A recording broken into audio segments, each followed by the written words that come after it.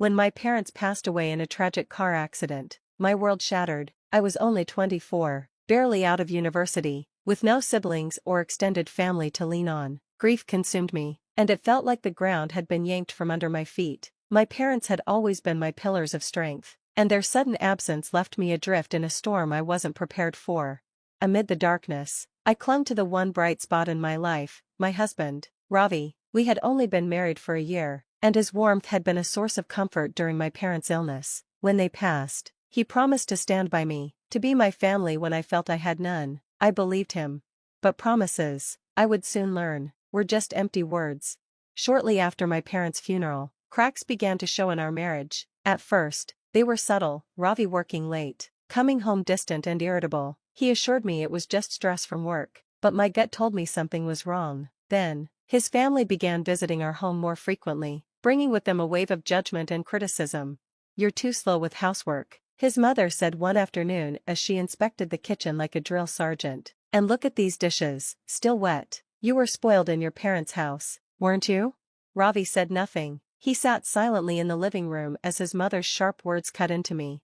I tried to dismiss it as cultural differences at first. After all, Ravi's family had traditional values, and I assumed they were just adjusting to having a modern daughter-in-law. But as the weeks turned into months, their visits turned into stays, and their criticisms turned into demands. Then came the bombshell. One evening, Ravi came home late as usual, his face clouded with an expression I couldn't quite read. "We need to talk," he said, avoiding my gaze. My heart sank. "What is it?" He hesitated for a moment before blurting out, "I think we should take a break. I need some space to figure things out." It felt like a knife to the chest. "A break?" I asked, my voice trembling. "We're married, Ravi. What does that even mean?"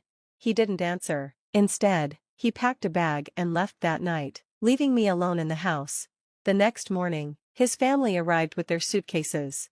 "We're moving in," his mother announced as if she owned the place. "Ravi told us everything. We'll help you adjust while he sorts himself out." Adjust? What was I adjusting to? My husband abandoning me? But I didn't argue. I was too emotionally drained, too lost in my grief and confusion to fight back. It didn't take long for their true intentions to surface. Ravi's mother and father treated me like their personal maid. I cooked, cleaned, and catered to their every whim while they criticized everything I did. "You call this tea?" his father scoffed one morning, shoving the cup away. "Even a child could do better." At first, I tried to appease them, thinking they might soften if I showed kindness, but their demands only grew. Soon, I was waking up at dawn to prepare their breakfast, spending the day cleaning, and staying up late to iron their clothes. I felt like a shadow of my former self, a servant in my own home, with no one to turn to. My friends drifted away as I withdrew into isolation, too ashamed to tell them what was happening. And Ravi? He stopped answering my calls altogether. One day, while I was scrubbing the kitchen floor, Ravi's mother loomed over me with a smirk. "You should be grateful we're here," she said. "Without us, you'd have nothing." Her words echoed in my mind long after she walked away. Nothing, was that what my life had become? Still, I held on to a sliver of hope that Ravi would return and things would go back to the way they were. But deep down, I knew the truth. The man I had married was gone, and the family I had married into saw me as nothing more than a burden. The days blurred into weeks, and the weight of their cruelty began to suffocate me. But as I lay awake at night, staring at the ceiling, I made a silent promise to myself: I wouldn't let them break me. Little did I know, the turning point in my life was just around the corner. As the weeks stretched into months, I fell into a routine that left me both physically and emotionally drained. My days revolved around fulfilling endless demands, each one more demeaning than the last. It wasn't just the housework. My in-laws seemed to find pleasure in reminding me of my place in the family.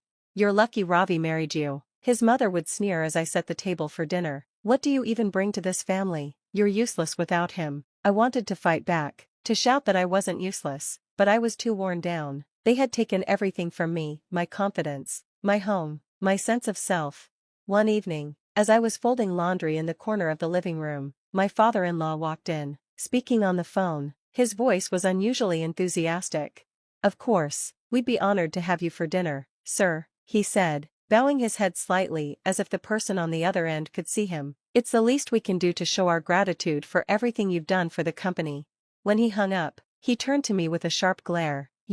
Dinner needs to be perfect tomorrow night. My boss is coming over, and if you embarrass me, You'll regret it. I nodded silently, suppressing the urge to snap back. The next day was a whirlwind of preparations. I was up before dawn, scrubbing every corner of the house, shopping for the finest ingredients, and cooking a feast fit for royalty. My hands ached, my back screamed in protest. But I didn't stop, not because I cared about impressing my father-in-law's boss, but because I needed to prove to myself that I was capable of more than they believed. By the time the doorbell rang that evening, I was exhausted but proud of the spread I had prepared. My in-laws had dressed up as though they were hosting a state dinner, and I was instructed to stay in the kitchen, out of sight. Just bring the food out when we call for it, my mother-in-law hissed, shooing me away. I stood in the kitchen, my heart pounding as I heard the door open. My father-in-law's booming voice filled the air as he greeted his boss, a man he clearly revered. "Welcome, sir, please, come in, it's an honor to have you here." Curiosity got the better of me, and I peeked through the doorway. The man standing in the foyer was tall, with a commanding presence that made the room seem smaller. His suit was impeccable, and his expression was one of quiet confidence, but as his eyes scanned the room, they landed on me, and froze. For a moment, I thought I had imagined it. But then he spoke, his voice tinged with disbelief. "Sana, is that you?" My breath caught in my throat. How did he know my name? Before I could respond, my father-in-law stepped in, laughing nervously. "Oh, don't mind her, sir, she's just the help."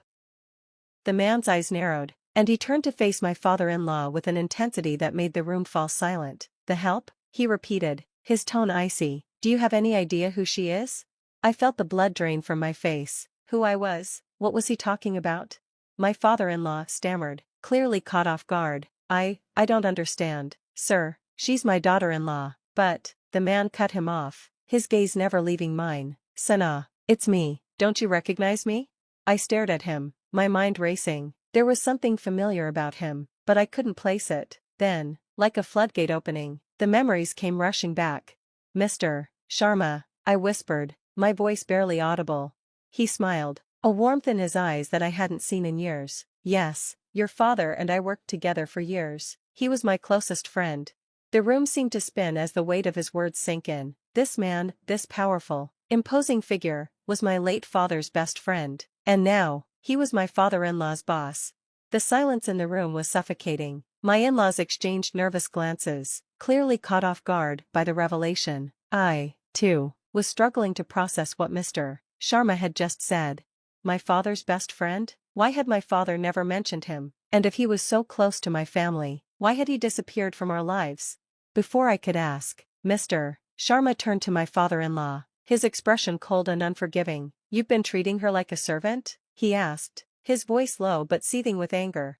My father-in-law stammered, "And no, sir, it's not like that. She helps out." "Helps out?" Mr. Sharma cut him off, his voice rising. "I saw how she was hidden away in the kitchen. Don't try to lie to me." He turned back to me, his gaze softening. "Sana, you don't belong here. Come with me." The words hit me like a lifeline thrown to someone drowning. For the first time in years, someone was standing up for me, seeing my worth. But before I could answer, my mother-in-law stepped in. "She's our daughter-in-law," she snapped, her voice trembling with both anger and fear. "She belongs here with her husband." Mr. Sharma raised an eyebrow. "And where is her husband? Why isn't he here, supporting her?" The question cut through the room like a knife. Ravi wasn't here, he was never here. My in-laws had no answer, and their silence was damning. Finally, I found my voice. I appreciate your concern, Mr. Sharma," I said, trying to steady my shaking hands, "but I can't just leave."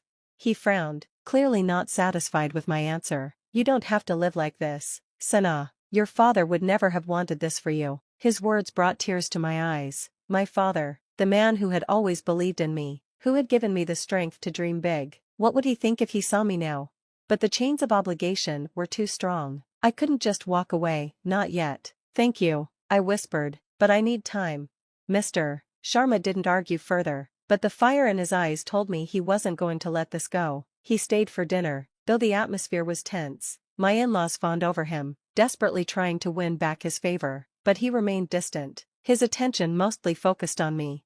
As he was leaving, he handed me a business card. "If you ever need anything at all, call me," he said firmly. I nodded, tucking the card into my pocket.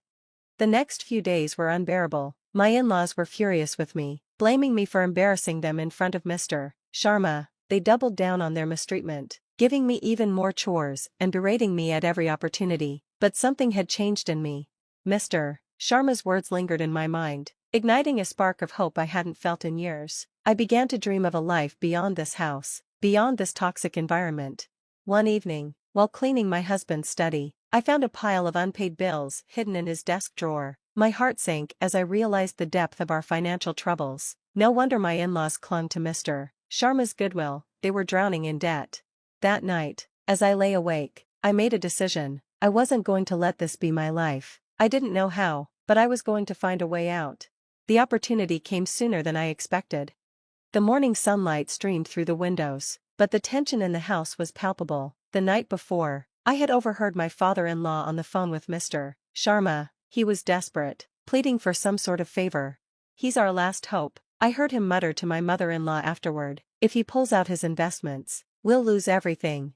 They were right to worry. Ravi had racked up enormous debts, much of it from failed business ventures he'd kept hidden. And now, Mr. Sharma, perhaps the only person who could save them, was squarely on my side.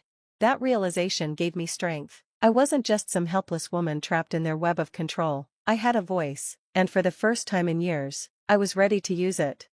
The next day, Mr. Sharma called me directly. "I've thought about what you said, Sana," he began. "I won't pressure you to leave your in-laws, but I want you to come work for me. You're brilliant and capable, don't let them convince you otherwise."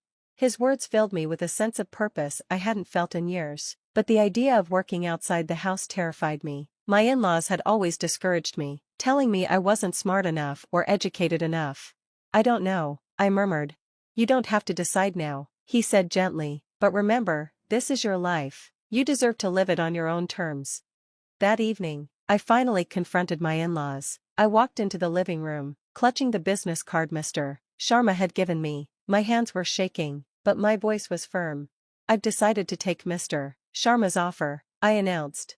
My mother-in-law's face turned red with fury. "You will do no such thing," she spat. "What will people say if our daughter-in-law goes to work like some common woman?" I met her gaze, unflinching. What people think doesn't matter to me anymore.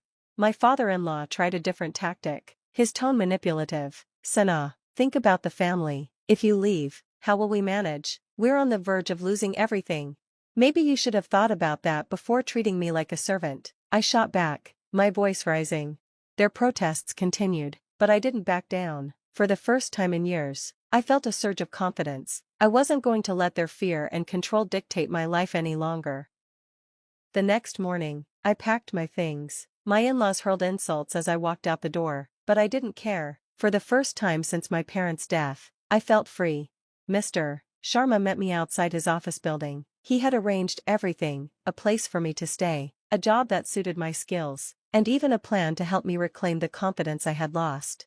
"You're going to do great things, Sana," he said, smiling warmly. In the weeks that followed, my life transformed. I threw myself into my work, discovering talents I never knew I had. Mr. Sharma became not just a mentor, but a father figure, reminding me of the love and support my own father had once given me. As for my in-laws, their world began to crumble. Without my unpaid labor, their household fell into chaos, and when Ravi returned, expecting to pick up where he left off, he found a very different woman waiting for him. "You're too late," I told him, my voice steady. "I'm not the same person you left behind." His pleas fell on deaf ears. For once, I wasn't looking back. 6 months later, I stood on the balcony of my new apartment, gazing at the city lights. Life wasn't perfect, but it was mine. For the first time in years, I felt hopeful about the future. Mr. Sharma's voice echoed in my mind. "This is your life. You deserve to live it on your own terms." And that's exactly what I intended to do.